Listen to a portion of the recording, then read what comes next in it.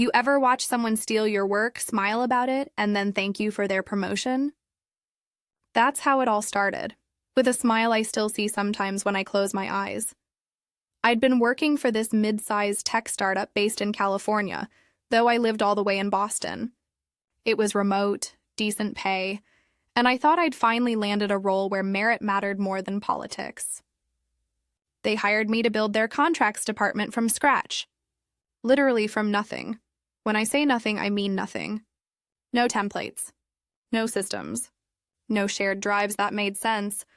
Just scattered PDFs in someone's Dropbox labeled things like final V12 edit really final.pdf. I spent the first 6 months drowning. 12-hour days, weekends blurred into weekdays. I was untangling half-baked email agreements and cleaning up chaos disguised as business. But I believed in the mission. I believed in building something that worked. By month 7, we had it, a real system. Version control, approval workflows, training docs, standardized templates, the works. For the first time, our department was a machine. Legal stopped panicking. Finance stopped chasing missing signatures. Even sales, those caffeine-fueled tornadoes, finally started trusting the process. A year in, my small team, 3 people I'd personally trained, was hitting every target. 0 compliance issues. 0 missed deadlines.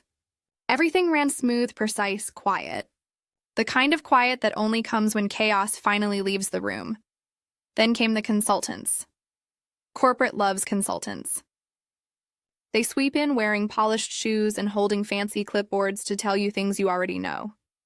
They reviewed every department. Marketing got shaken up. Product lost half its managers. But contracts? They said we were a model of operational maturity. Those exact words. The CEO even sent me a thank you email, then rewarded me with a fully paid trip to the Bahamas. 4 days in paradise. Sun, sea, and the rare feeling that I'd actually done something right. My partner flew in on the last day, and for a brief moment, life felt cinematic. When I came back glowing from ocean salt and validation, I sat down with my boss. Let's call him Ethan. He was the type of man who smiled too much in meetings and never actually answered a question. I said, "Hey, Ethan, I'd love to talk about stepping into a director role. I've been doing the work already. Might as well make it official." He tilted his head, gave me that corporate compassion look. "You're not quite there yet, Michelle." "Okay, fine."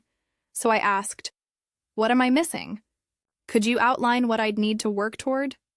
He emailed me the next morning, a neat bullet list titled Director-Level Responsibilities. I almost laughed out loud. Every single task on that list, line by line, was what I was already doing. I compared it twice just to make sure I wasn't crazy. Nope. The only thing missing was give Ethan credit for breathing, so I called him out, politely, professionally. "Ethan, I've already been managing all these areas for the past 6 months. What exactly would make me qualified?" He paused. Then said, "Well, if we promoted you, I wouldn't be able to speak directly to your work in leadership meetings." And just like that, the puzzle clicked into place. He needed my work. But more than that, he needed ownership of my work. He wanted the credit, the shine, the illusion of leadership without the effort. I stared at him, trying to decide whether to scream or laugh. Instead, I smiled, the kind of smile that hides 1,000 words. "Got it," I said. "Thanks for clarifying." That night, I sat in my apartment, the city lights from Boston blinking through my blinds, and realized I was at a crossroads. My friends told me I had 2 options, leave or stay quiet and keep cashing the check. But I picked a third one.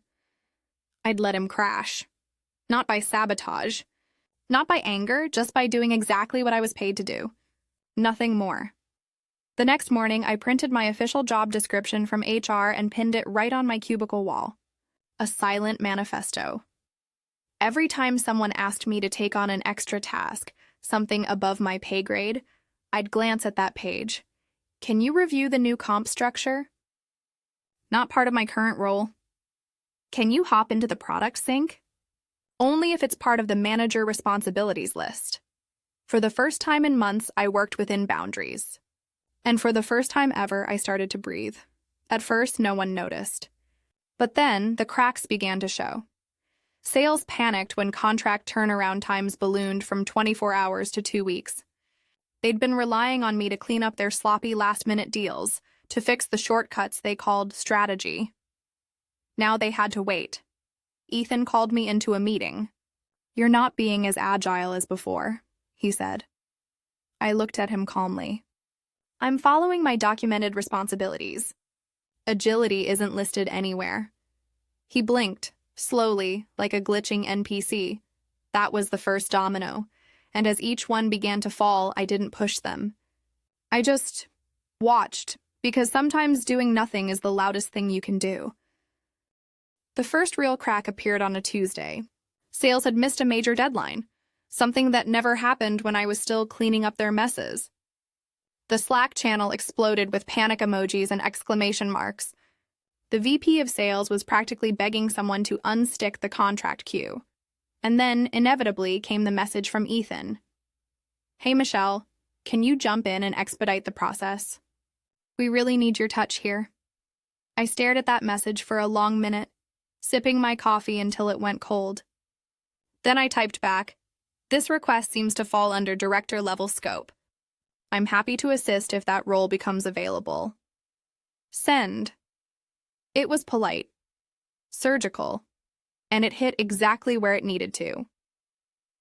After that, I started noticing something odd. People were watching me differently. Not with resentment, but with this quiet curiosity, like they were wondering if they could draw their own lines too. A junior analyst even whispered to me one afternoon, "You're kind of a legend right now." Legend. For doing the bare minimum of what I was paid for. That's corporate America in one sentence. Meanwhile, Ethan was unraveling, slowly, publicly. One morning, product called an emergency meeting.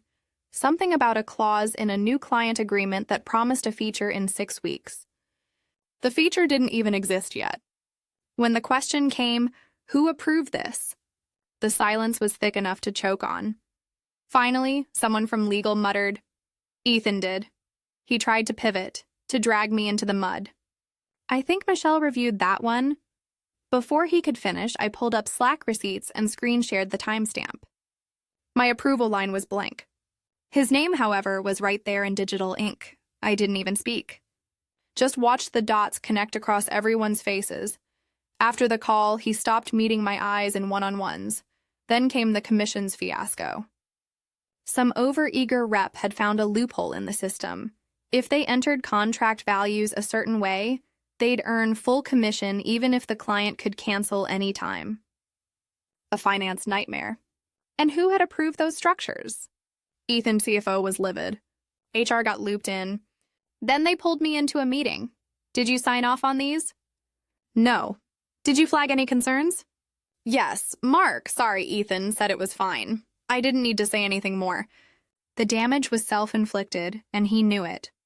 Around this time, I noticed something. Ethan had started carrying one of those stress balls everywhere.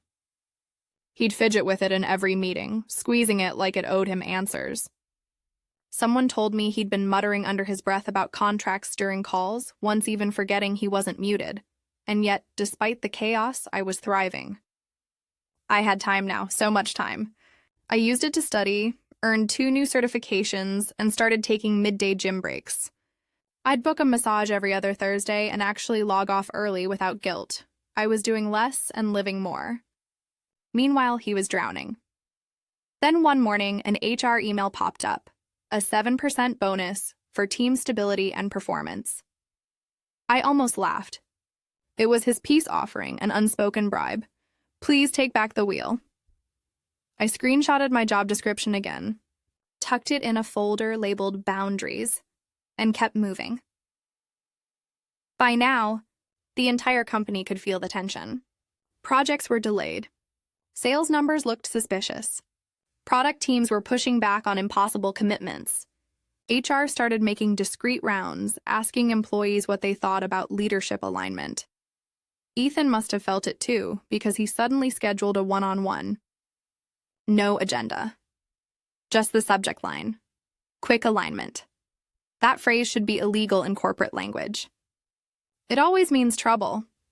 He started the meeting fidgeting with his pen. "I've been thinking," he said, "maybe we can move past the title thing and focus on outcomes. Would you be open to expanding your responsibilities again? Just organically. Translation. Do the director's job again, for free." I looked him dead in the eye. "Ethan, my HR documented responsibilities cover my team and contract reviews. If you want me to lead cross-departmental projects or manage inter-team workflows, that's director territory. Put it in writing and I'll consider it." He sighed. Loud, theatrical, like I was the unreasonable one. "Okay, no pressure," he muttered. "Just think about it. I already had." My answer was still no. 2 weeks later, karma showed up in broad daylight. Finance sent out a clarification memo about the commission structure. Basically an admission that we'd been hemorrhaging money due to improper approvals. Someone then leaked the clause Ethan had signed, the one that let clients cancel with zero penalty. It was a copy-paste job from another client's contract. He hadn't even changed the name. By the time the CEO called an all-hands meeting, the company was in flames. Ethan started that call like a motivational speaker. "Thank you all for your patience during this period of turbulence. We're reinforcing accountability across departments." Then, the audacity. "I'd like to thank Michelle for her continued leadership and structure during this time." He was trying to frame me as the loyal soldier, hoping I'd feel obligated to clean up again. I didn't smile. Didn't nod. Didn't even blink. As soon as the call ended, I opened my PTO dashboard. I had unlimited time off, never used it. So I took 10 business days. My out-of-office message was simple. Taking 2 weeks of PTO for personal development and rest. Team is covered. His reply came 2 minutes later. "Okay, no questions. No guilt trip. Just okay, and for the first time in years I was free. Those 2 weeks were bliss. Morning runs by the Charles River. Long brunches. Late-night wine with my partner. I finished 3 books, aced another certification, and remembered what silence felt like. When I came back, the air at work felt different. Slack was eerily quiet. People typed like they were afraid of their keyboards. Even the usually chaotic, random channel was dead. Then a ping from Lisa, one of the few people I trusted. "Hey, you back?" "Yeah, what's going on?" "Everyone's acting weird," she typed, paused, typed again, then sent one emoji. "You didn't hear?"